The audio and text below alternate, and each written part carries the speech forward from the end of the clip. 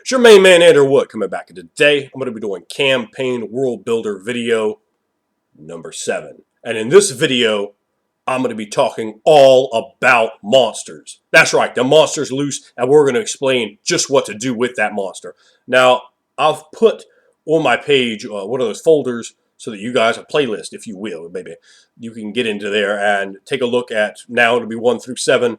This series of classes is designed to specifically teach you exactly how to build a fantasy world from scratch, from absolutely nothing, to build it completely up. And this is definitely not system specific, has nothing to do with systems. It simply has to do with the genre of fantasy, whether you're running Lord of the Rings, Dungeons and Dragons, Pathfinder, whether you're running Earth Dawn or Palladium or Warhammer or any other sort of fantasy game, a Savage Worlds game. It doesn't matter what kind of game you're trying to run. What matters is you have a legitimate and luxurious setting to call your own. Now, a setting could also be ported across all sorts of different games. There's no reason you can't run one setting with D&D rules and Warhammer rules and Earth Dawn rules, then basic role-playing rules and Savage World rules, and kind of figure out mechanically how those different systems interface with your style and the style of your world to really bring forth the best game for your players and for yourself and your own comfort and luxury as a game master. All very important considerations. However, what we're going to consider right now is monsters. And monsters, unfortunately for you, are considering you as well. Now, a big common mistake I see new game masters make is they'll be grabbing a hold of their player's handbook. Now look, for 3.5 D&D, you have 5 of these son of bitches. You have a Fiend Folio, you have Forgotten Realms, Kingdom of Caliport, you have all kinds of goddamn monster manuals. I'm not even getting into the OGL stuff. With OGL, there's like 15 billion different monster manuals on the 3X line. You do not need this many monsters. You don't. What are we going to do? Grab the book and just like, shake them all out. Even this, you can't use that many monsters in one campaign. You cannot use every monster in one book in a campaign. You absolutely cannot. And if you have somehow done that, you fucked up really big, because your game was nothing but hack and slash. It would take well put together your entire goddamn life to go through encounters of this variety, of this nature, one after another, if they're carefully built up, if they're explained. Now remember, use that foreshadowing, use brushes against monsters. There are lots of ways you could use monsters that have nothing to do with the characters ever exchanging losses of hit points with anything. You can have it way out there, far on the moors, under the moonlight, in the mist, and they can barely see there's a big form out there moving around, and let it inspire terror. Monsters are supposed to be scary, not wandering blocks, not mobs, not stats, not shit from World of Warcraft. This is everything that's wrong with RPGs. Make your monsters scary as fuck, and your players will remember them for the rest of their gaming days. They'll go, oh, remember that one encounter we had where the giants grabbed Tip's character and just started eating him? He just started eating him, man. He ate his whole left arm and part of his rib cage, and just threw him down. Oh, it was horrible, and they were laughing about it. You know, and you really dress up. You really make it grim and horrible. You know, think about fairy tales. Think about mythology. Monsters are terrifying, and they terrify people. People don't just run out and go, hey, we'll kill the monsters.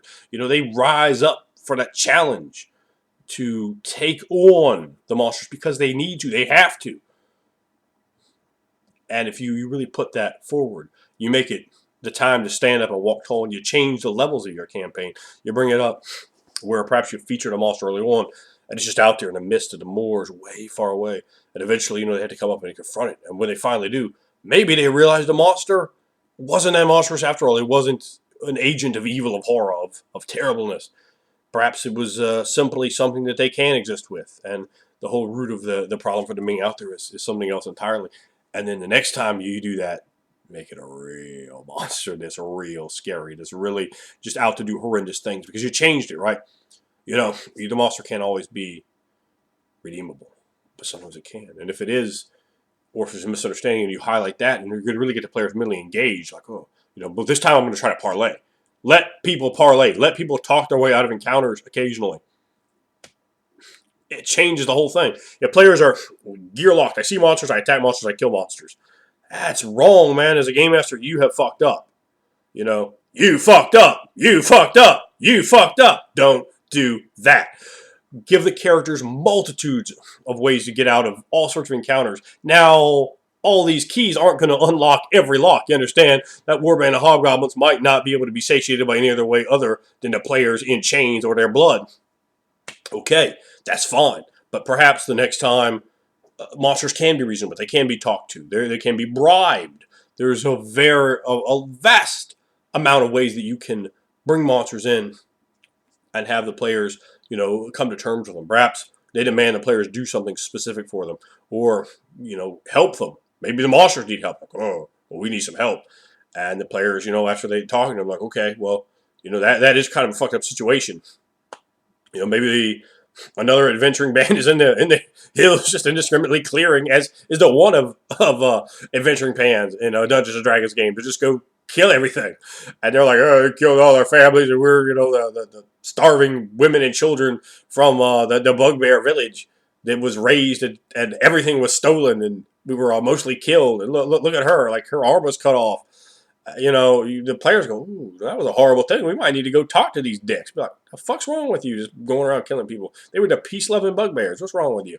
So, when you flip it, and I'm being a little silly there, but when you flip up and you add details like that, it really is very interesting. And I talked about it, man. The too many monsters. Less is more. It's great to have options. This is great. I'm not like, oh, they should have printed 8 monsters. No. Son. But don't try to use them all. And don't try to use them all in the game. It's not like all these monsters should not be in the campaign world you make. They just shouldn't. Like, let's just open up the page. There's no reason that you need to have Minotaurs in your game. We just open up, pick the first monster at random. Pull Minotaurs out of the game. They don't exist. They just don't exist, never existed. Another thing you can do, well, we're not going to go with that one because we like them too much. But maybe, let's see, satyrs right here. So we have the satyr, right? And satyrs are now extinct. Long ago, they were extinct. Maybe they were even essentially like a player race. And they're just all extinct now. And the players, do some archaeological things to find out about it. They hear from old wizards, oh yeah, we used to have satyrs, but they're gone now. It's an interesting little backdrop. So we've used the monster by interjecting the fact that he's not there, by giving that information to the players over the course of role-playing. All of a sudden, like, oh, satyrs. Yeah, and it puts satyrs in the character's mind. It makes them think about them differently. Like, oh, maybe you can make it a sad, kind of tragic thing. Or maybe it was a great triumph because the satyrs, perhaps they were these wicked, horrendously evil creatures that used sorcerous magic and might to rule the land. And they were overthrown and smited and thrown summarily down to the ground where they deserve to be. It depends on whatever kind of campaign you're going for. Get the ecology. That's what we're talking about here, man, the ecology.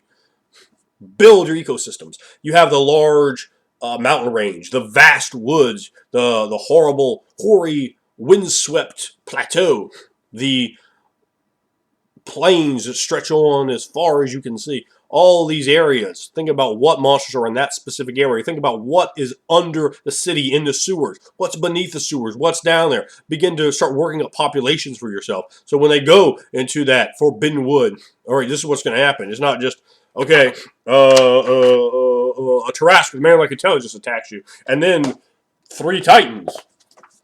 I don't know, guys. I didn't pay many mind to come up with something. No. The thing should make sense for the woods. Perhaps in the woods that are forbidden, there are a cabal of treants that are most foul, most horrendous thing. I used an evil treant one time in a game, and then I whooped the player's ass with him.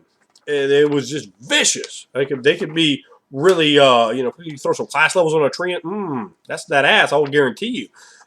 You could take the classic idea of vulnerability to humanize monsters. Look at it in iconic figures like Superman or vampires or werewolves. Those particular weaknesses, those vulnerabilities that they have in spite of all their strengths. Take that, and there's a billion ways you can use it.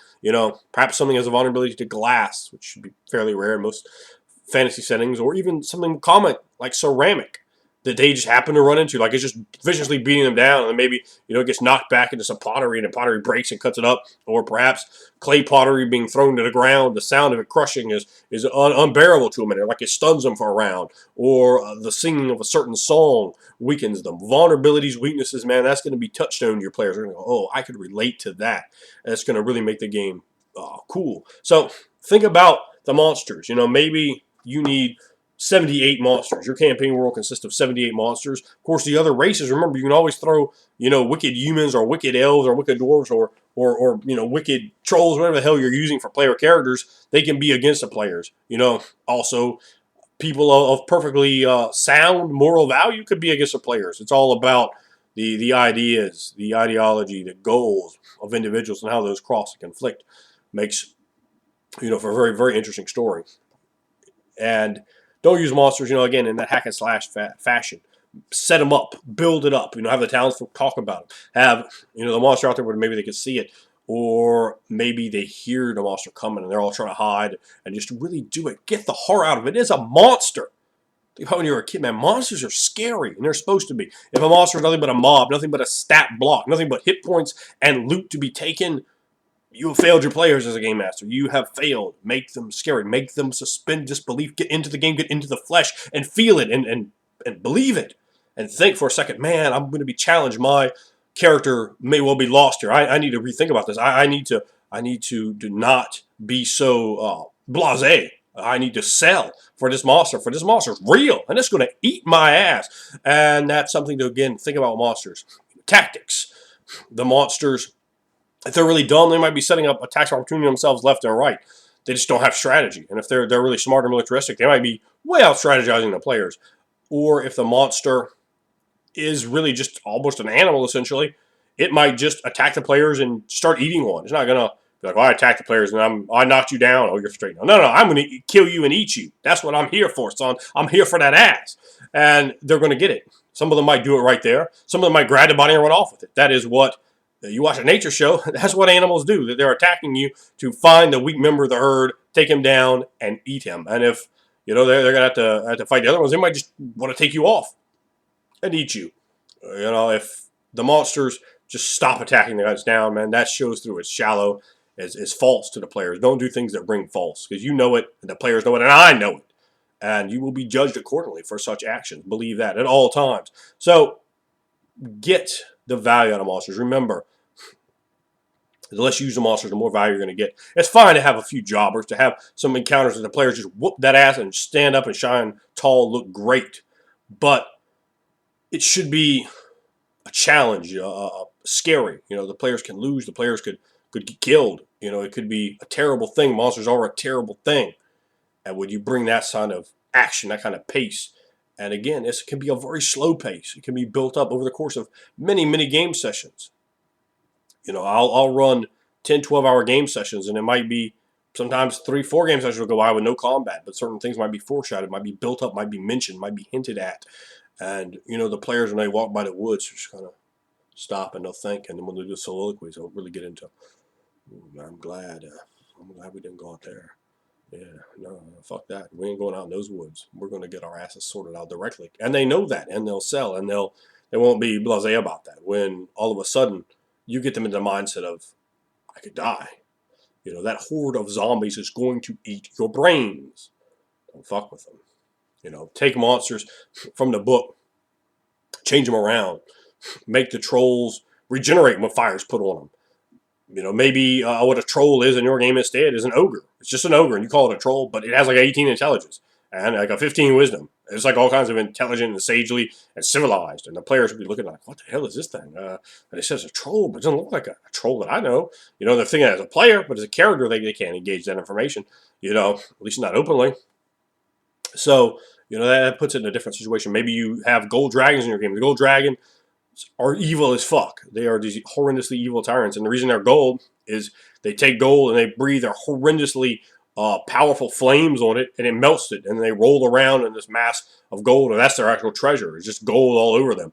And they want more gold. They demand more gold. They ransack towns, and they perhaps lead armies of horrible humanoids in search of gold to just cover themselves completely. Maybe they have a little bit of their body that's not covered in gold, and perhaps that's a weakness. Like you find that one area that's not covered in gold, it's like, oh, that's our real weak area. We can attack them and exploit that. Remember, we went back to weaknesses and how we're going to exploit that with that gold dragon right there.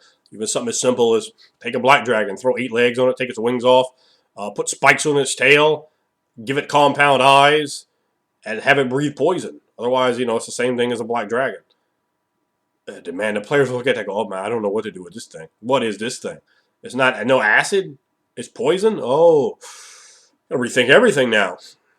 Perhaps the halflings in your game are really cursed dwarves that were consorting with an evil witch queen long ago, and now they have been twisted and deformed And these halflings must have blood. They must have blood to survive, and they must have your blood. Perhaps one of the players is playing a halfling. They've torn away from that horrendously demonic culture. But damned if blood don't taste good in the mud of that halfling. And he's going to get your blood one way or another. So that could be interesting. Remember, shake the details up. It's your world. Do what you want with them. Make them fun. Put your stamp on it. Arcane mark the players' minds. Boom! With your name so they remember that. When it's just everything out of the book, man, players aren't going to give you that respect, that credence, that remembrance.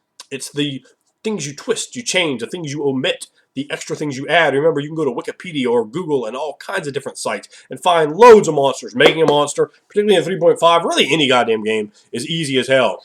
Oh, okay, it's good against this stuff. It has resistances or whatever. It has this kind of special attack. It has this kind of hit points, this kind of base attack bonus, these kind of saves. It's really easy. You can't really mess it up because as a game master, you don't have to show the players what you had down. Be like, I don't know, it's like 50 hit points and plus 8 base attack bonus. Okay, we're good to go. It does 3d4 damage plus 3 claw attack. Just give them a description and it's good to go. It's very easy to create a monster. And this version of the Dragon is extraordinarily easy. Really, in any game though, it's easy because you can't really mess it up too bad. It just don't show fear to players. Don't go, they're just trying to get a new monster in here. No, it's be like, no, son, my monster's baller. And they'd be like, oh, damn, your monster was baller. I never knew, but now I do. So that's what you got to keep in mind. Make your monsters different, make them unique, make them challenging, make them scary because they're fucking monsters. Tell me about your monsters. Tell me how you do it in your game. Tell me. Let your main man know.